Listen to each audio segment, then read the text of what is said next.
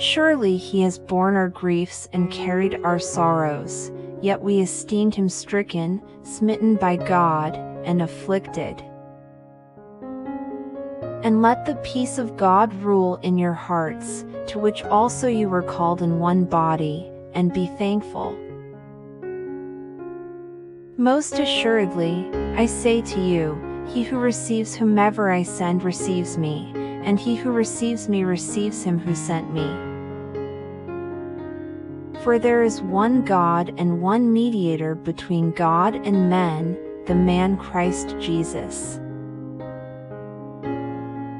Then Jesus spoke to them again, saying, I am the light of the world.